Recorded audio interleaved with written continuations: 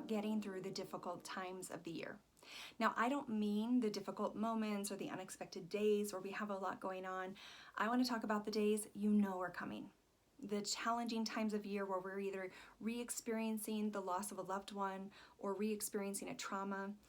This happens a lot either with the anniversary of some big event or the loss of someone that you love. I know for me this month is June.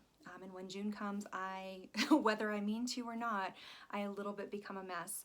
And I've tried every version of it. I remember I had this friend who asked me, she said, well, how long is this going to go on for? And I was like, no one wants this to go on less time than I do. Let me just tell you that right now. It's complicated because no matter how much I try to get myself in the right frame of mind to move forward and have a positive year and remember these pains with joy and gratitude, man, I just get yanked back down pretty quickly. And so what I've learned to do is instead of having this intention that it needs to go a certain way, that I need to be okay, and that I need to, put this pressure on myself, instead, I slow down. I just make space for what I need to move through this, because it's really not about the negative side of like remembering this trauma and the heaviness, although that is present some years. But really, it's also about honoring the person or experience that you had. Now, it might be remembering a loved one if you've lost someone. If you're experiencing a trauma, it might be celebrating the strength that you had to move through it. And I just want to talk about this because I feel like this is really important, because everyone at some point or another is going to have a loss or a trauma that they have to work through.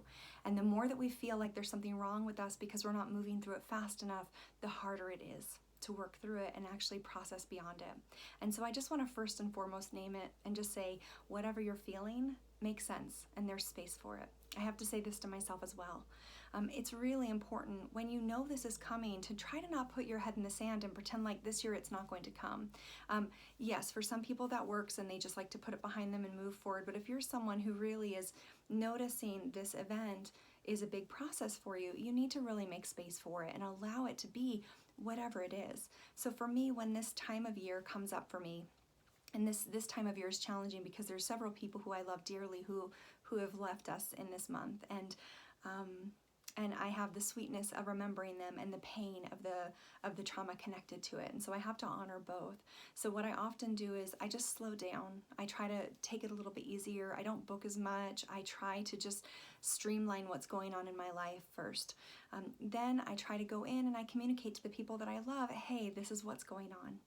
This is what's happening in my world, and this is what I need. And honestly, mostly, I don't need very much. I need you not to be trying to take care of me, because that for some reason actually makes it harder for me.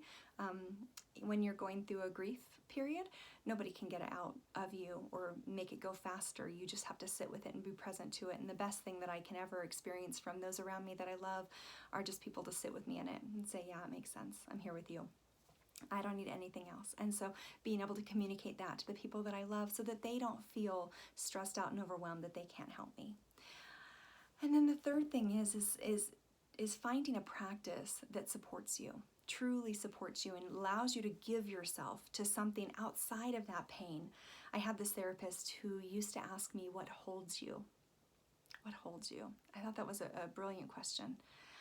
And every year it's different. What holds me might be travel. What holds me might be physical contact with a loved one. What holds me might be journaling or walking. But this year, what holds me is yoga practice. I was sitting out on the porch yesterday reading, and the question, what holds you, popped into my mind, knowing that I am on the cusp of this challenging time of year. And the first thing that popped into my mind was yoga. And my practice has been off and on, and so there's definitely room for it to expand. And so I thought a little bit more about it and realized that there's one specific type of practice that really resonates for me and that I really feel held by. And again, it allows me to be in my body, because when we're suffering a trauma or we're re-experiencing a loss, it can be very easy to just escape from our bodies and try to escape from the pain. And the truth is that if you want to move through it, you've got to do more embodiment. You have to come home to yourself. You have to come home within yourself. This is so much like the clutter that I talk about all the time. When we have difficult, painful objects in our home, oftentimes we just have to sit with it and be present to it. It's no different here with this emotional side, this time of year, this calendar that we're marking these moments again. So really finding something that allows you to embody yourself, be more present, be more loving to yourself, in a really profound way. And I find something external can be really helpful with that, because when I get stressed out, I can remember to go and do yoga. I don't always remember to go and journal, or I don't always remember to go and say a mantra to myself. And so it can be really helpful to find a practice like this that will really hold you when you're feeling challenged. Because truthfully, this time of year, this challenging chapter in my life that keeps popping up over and over again that I wish wasn't there is here. It's here, and I get to deal with it, or not. And I've noticed in the years that I try not to deal with it, it actually gets way worse.